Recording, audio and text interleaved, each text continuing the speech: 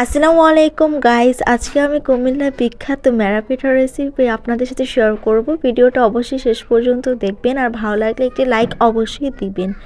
তো ফার্স্টেই আমি এখানে নিয়ে নিয়েছি আতপ চালের গুঁড়ো। এখন আমি এইটাকে ভালো করে টেলে নিব, তার জন্য একটি হাঁড়িতে বসিয়ে দিলাম আতপ চালগুলো। তারপর আমি চুলার ইয়ামে রেখে আমি ভালো করে নেড়ে দেবো, একদম অনবরত নাড়তে হবে, একদমই ভালো করে নেড়ে যেতে হবে যেন একটা অন্যরকম গ্রান বের হয়। এখন কিন্তু এটা নামানোর পর এখন আমি চালের গুঁড়ার মধ্যে দিয়ে দিলাম গরম পানি। ঠান্ডা পানি দিয়েও কিন্তু গুলানো যায়, কিন্তু গরম পানি দিয়ে গুলার ফলে লং টাইম ধরে সফট থাকে, হার্ড হয় না। তো এইভাবে ভালো করে এখন আমি গড়িটাকে মিশিয়ে নিচ্ছি। একদমই ভালো করে মেশাতে হবে, আর একটু পরপর অল্প অল্প পানি দিতে হবে, একবারে পুরোটা পানি দেওয়া যাবে না, না হলে কিন্তু পরিমাণটা বোঝা যাবে না। এইবার যেভাবে বানানো হচ্ছে জাস্ট ফলো করবেন। এভাবে হাতের মুঠোতে একটু নিয়ে হাতে একটু ডেপ ডেপ করে দিলেই কিন্তু হয়ে যায়। এরকম করে নানান ধরনের ডিজাইন তৈরি করে নিচ্ছি। এটা যার যার পছন্দ মতন ডিজাইন তৈরি করা যায়, কিন্তু এটা আমি আমাদের মতন যেটা আমরা নর্মালি খাই ওইভাবেই তৈরি করে নিচ্ছি।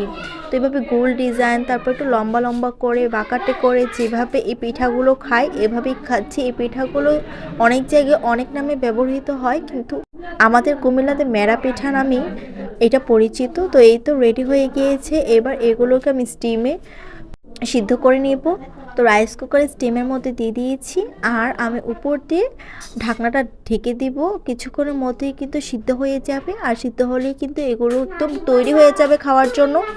তো এই তো স্টিমে দিয়ে দিয়েছি, এখন আমি উপর দিয়ে ঢেকে দেবো। এইভাবে কিন্তু স্টিমের মধ্যে করলে আপনারা ইজিলি তৈরি করে নিতে পারেন। এছাড়াও আপনারা একটা হাঁড়ির মধ্যে পানি বসিয়ে কিন্তু রেডি করে নিতে পারেন।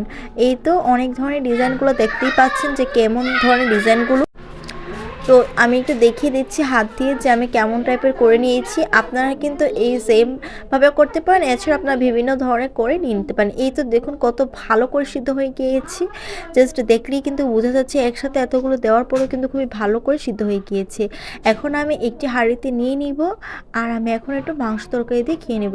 এগুলো ভর্তা দিয়েও খাওয়া যায়, মাংস তরকারি দিয়েও খাওয়া যায়। তো আমি এখানে মাংস দিয়ে খাচ্ছি। তো ভিডিওটা কেমন লেগেছে অবশ্যই জানাবেন। সবাই ভালো থাকবেন। ভিডিওটি ভালো লাগলে একটু লাইক দিবেন। আল্লাহ হাফেজ।